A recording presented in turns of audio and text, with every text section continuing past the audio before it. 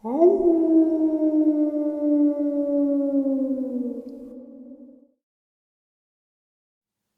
greetings and salutations, everyone, and welcome back to the paranormal side of this channel. Before we get into today's upload, a couple links. As you know, I rely on Patreon, PayPal, and my merch to help the channel to continue to grow and go. The links to Patreon and PayPal are in the description below. My merch is displayed directly under this video. Also, Dogman Frightening Encounters, Volume 1, 2, and 3, the audiobook versions. They were written and researched by Tom Lyons, narrated and produced by me, Jeffrey Nadolny. Those audiobooks are available on Audible, Amazon, and iTunes, the links to which are also in the description as well. Now, everyone, I have taken far too much of your time. And it is time to take that walk on the paranormal side. So let's do this, shall we? Today's first paranormal experience. When I was around 8 years old, my parents divorced, which resulted in my mom moving away and my sister, my dad, and I moving to a new house across town. My dad still lives in that house. My sister moved away 12 years ago, and I only moved out of my dad's place just a year ago. When we moved into the house, I remember I had a very uncomfortable feeling about sleeping in my new bedroom. Something felt very unwelcoming about it, although it was just a normal bedroom in a house built in the 60s. Due to this uncomfortable feeling, I would sleep on the landing for the first few weeks, until my dad got sick of me obstructing the toilet and bathroom door and told me that I could not sleep there forever. I reluctantly began sleeping in my room, and the feeling went away. Fast forward to when I was 14 years old, my mom very sadly lost her battle with cancer, and it hit us all very hard. My dad had never stopped loving her, so he became very depressed for the second time since the divorce. My sister and I had a very hard time coping with the loss of our beloved mom at such a young age, and there were arguments with my mom's side of the family as everyone went through a really tough time of grieving. Then really strange things began to happen in the weeks following my mom's passing. It started with the kettle blowing one day, and the next the fridge stopped working. A week later, our oven ceased to function, and the iron exploded as my dad ironed our school uniform. Dad called out to an electrician who checked all the wiring in the house and confirmed there was nothing wrong with it. We were all now very confused as to why all of these appliances had suddenly broke on us, as if things weren't hard enough to cope with already in a single-parent family. Then my sister's PC power supply exploded the next week. I was home alone one evening, and as I stood at the top of the stairs on the landing, the light bulb popped above my head. I remember the absolute fear that surged through me as I almost fell down the stairs in a panicked state. Dad called a different electrician the next day. Nothing wrong with the wiring upstairs either. Everyone is becoming really bothered by these occurrences by this point. After all, how can this many electrical appliances seemingly fail for no reason at all? And yet there is nothing wrong with any of the wiring according to two different electricians. This leads up to the night I saw something I simply cannot understand. I remember I had gone to bed just like any other night when I awoke around 2 or 3 in the morning. I would usually sleep right through the night unless I needed to use the restroom or get a drink if I woke up thirsty. I lied there, a bit annoyed with waking without a need for either of these. And then I remember my feet suddenly felt very cold. I folded the quilt underneath my feet, and yet they were still very cold, as if I had stuck them in the refrigerator or walked on a very cold stone floor. I became restless with this, and then that is when I noticed a light in the middle of my room. At first, I believed it was a reflection coming through my bedroom window, so I sat up and checked to see if anyone was parked up outside in the street. Nothing. The whole street was dark. Even the streetlights were off. I turned back into bed and looked back up at the ceiling. The light was still there, and this is when I noticed that the light was not on the ceiling. It was floating around a foot below it. I stared at it for about a minute, then rubbed my eyes, thinking that maybe I was seeing something that really wasn't there after not being awake for long, but I was wide awake and the light remained floating there just below the ceiling. It wasn't an orb or a spherical shape, more like a small, flat, misty looking patch of light. I got annoyed with trying to work out what it was and put it down to feeling tired, so I laid back down in the bed and closed my eyes. I then felt the cold from my feet slowly shifting up my body until it reached my thighs, and then as I looked down at the foot of the bed, trying to work out why I suddenly felt cold, I saw it. At the foot of my bed, I saw a shape that looked almost like someone's shadow, but standing just slightly away from the wall. It wasn't facing me, but looking across my room. And the more I looked, I could see the shape of a silhouette of a face and body. I'm looking at this shape and staring at it in total amazement, trying to work out what I'm seeing. It's not flat to the wall like a shadow would be, but it's in the middle of my room and I can see through it. It stands there for about a minute, and I'm thinking, is that a ghost? What is that? But I'm not frightened, and it doesn't make sense to me. I don't feel threatened. It's not a malevolent spirit. I'm just sitting there in complete disbelief of what I'm seeing. I'm actually amazed by it. The figure then, very slowly, as if hovering, moves across the bottom of my bed toward the other side of the room. I can then see it's not a black shadow, but in fact it's almost translucent, dark brown, almost like a dusty window. It's very hard to describe just how it looked, but that is the best I can try to explain its appearance. As it moves across my room, I watch it pass in front of the ajar door, where the landing light is shining against the wall, and just like that, it's gone. I can't believe what I saw, and I am left sitting up in bed, wide awake, amazed and stunned.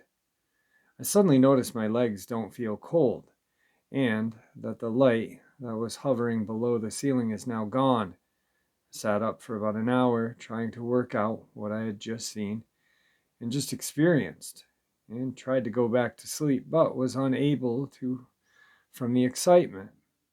Eventually, I did fall asleep. I remember excitedly telling my sister about this the next day at breakfast. She looked at me shocked before then telling me that she had heard someone whispering her name a few times while she was in bed several nights previous. She thought I had stood outside her door and was talking to her, but when she checked, there was no one there. My dad told me years later that he would lie in the living room on the floor watching TV late at night after my mom had passed away and felt as if someone walked behind him and noticed it suddenly felt cold whenever this happened. I never felt afraid living in the house, and after about a year, nothing else seemed to happen. Things would go missing a lot of the time and then turn up in places you knew you never had put them yourself. And when asked, nobody else had touched them or moved them either. It was a very strange time, but I still can't believe what I saw. I don't know if you would call it a ghost, and it certainly was not a reflection, but it definitely caught my attention. Today's second experience on the paranormal side is a reptilian experience. One Saturday morning, Thomas awoke alone in the room. One of his roommates had been out drinking all night and had not returned to the room. The other had spent the night with his girlfriend. He thinks the time must have been around 9 in the morning, but he didn't check the clock. He was facing the window and the morning sun was in his eyes, so he rolled over. When he did, he immediately became aware of a 6-foot tall, lizard like creature standing about 1.5 meters away from the edge of his bed. It was slightly transparent, bipedal, and slightly hunched over him. The skin of its arms and legs were covered in green scales, although the chest area was smoother. It had a lizard like snout and mouth, and the eyes with vertical slits.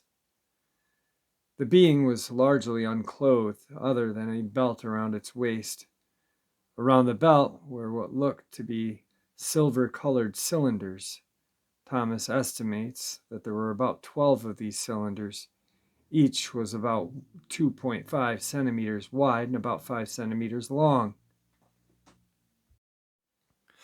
Thomas froze, not knowing what to do. He was both shocked and puzzled by the presence of this strange creature. He did not shout out for help as he was trying to process what was taking place. The reptilian creature stood still as well, although Thomas could see it breathing. He felt surprised that he had woken up. They stared at each other for about a minute. Then he suddenly felt drowsy and dropped back off to sleep. It was as though the being had implanted that thought to go to sleep into his mind. Thomas estimates about 10 to 15 minutes later and he had woke up again. The being was no longer present. He lies still in the bed for about 10 minutes trying to process what had just taken place. In the end, he worked up the courage to get up. He picked up a small blunt object to use as a weapon. He then began searching all around his room, half expecting the being to still be present. After a while of searching and discovering it had definitely gone, Thomas went over to his laptop and he typed in the word reptoid in his mind, but did not know why. He searched for the word on the internet and came up with some pictures of the reptilians. Upon seeing the similarity of the drawings to what he had witnessed, he briskly closed his laptop, quite unnerved. The reality that others were reporting the same type of creature that he had seen was quite shocking and frightening to him. Not long after he left the room and went about his normal morning routine, he did not speak about the incident with any of the other soldiers, as he felt they would not believe him. For the next couple of years, Thomas did not mention the incident to anyone. However, on the phone in 2013 to his dad mentioned to him a book he had recently read by David Icke called The Biggest Secret. In the book, David talks about his theories regarding reptilians. When his father mentioned this to him, Thomas decided to tell his dad what had happened. In 2014, May, Thomas decided to inform his superiors about the incident. He told 2 lieutenants and his sergeant. One lieutenant put it down as a dream. The other suggested he speak to a doctor. The sergeant claimed to believe his story, but could not offer any advice. Today's third experience on the paranormal side. It all started when I was 12 years old. I can't remember how it came to this, but one day, myself and a couple of my friends were walking out from our block of flats, and I saw something out of the corner of my eye. I didn't know what it was. It was standing in the corner. It was tall, and though I only saw it for a brief moment, I experienced literal fear and pushed myself and my buddies outside as quick as possible.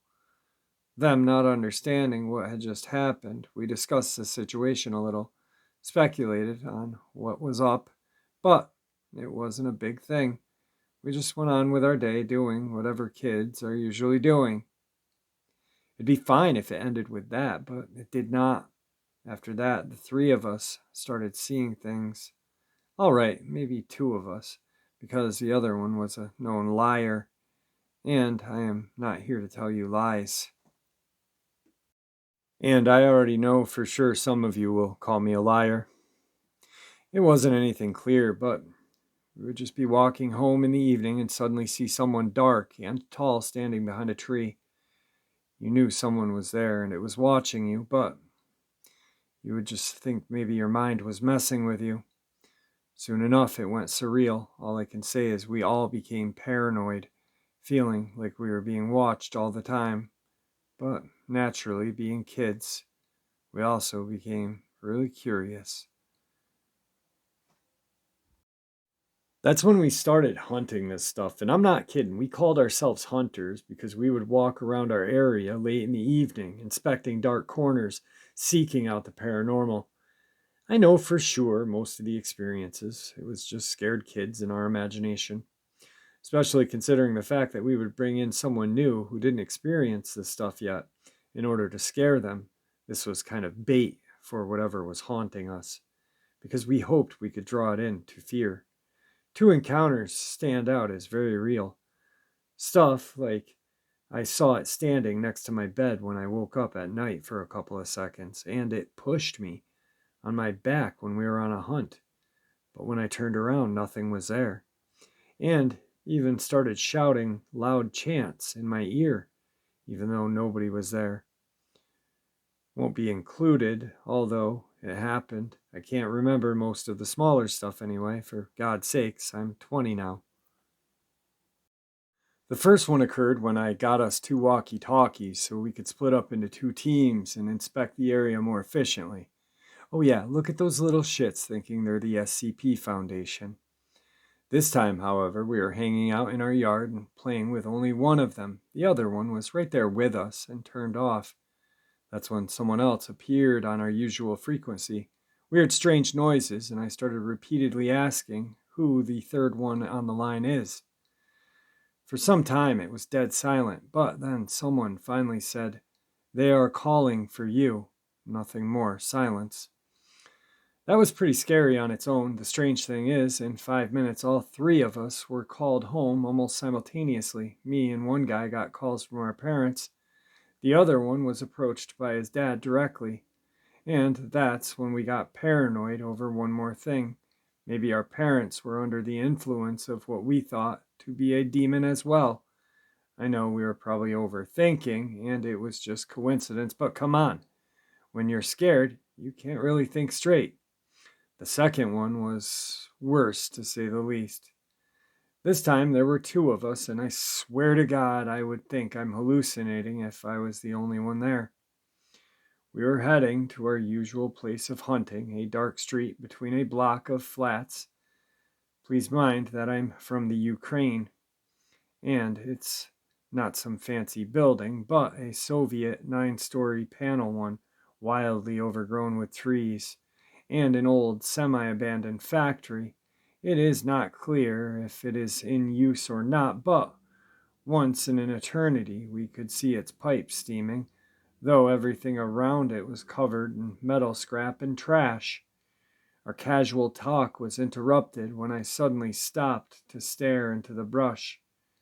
My friend joined me, and now we both stared at something we could not exactly understand.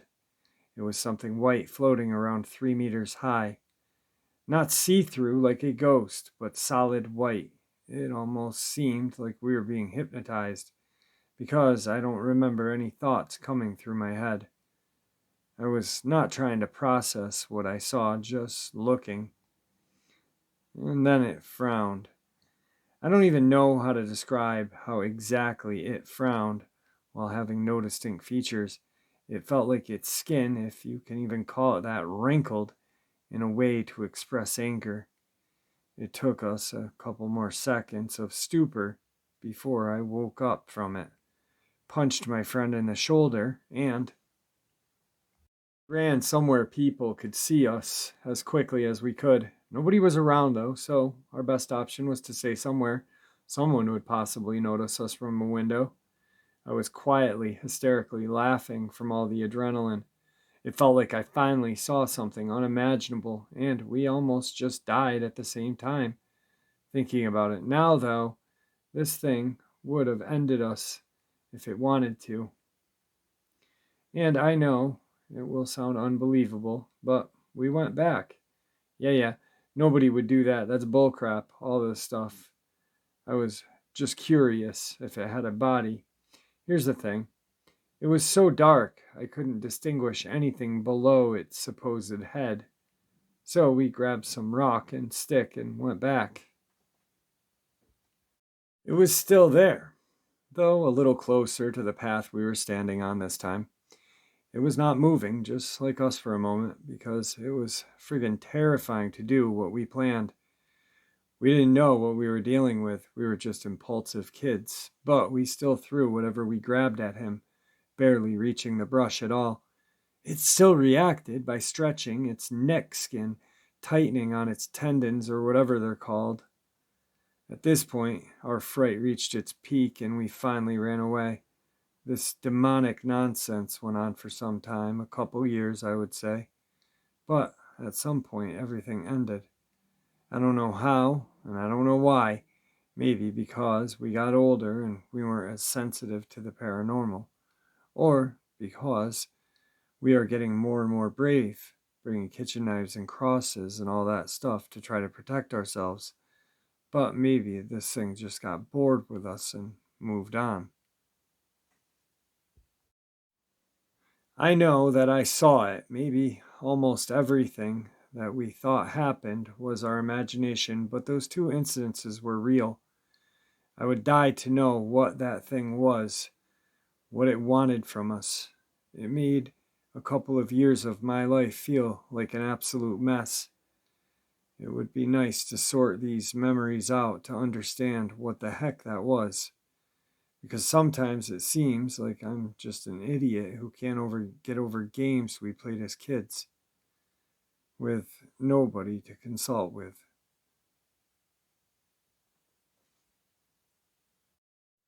And yeah, sometimes I hope to see that tall bastard again, just so I know he is real. Alright, guys, I had a longer setup for you today, but I'm completely wiped out. I had a doctor's appointment today to find out how everything made out with the treatments and this and that. And I couldn't sleep last night. But it looks like we beat it. For those of you that don't know what I'm talking about, my health issue.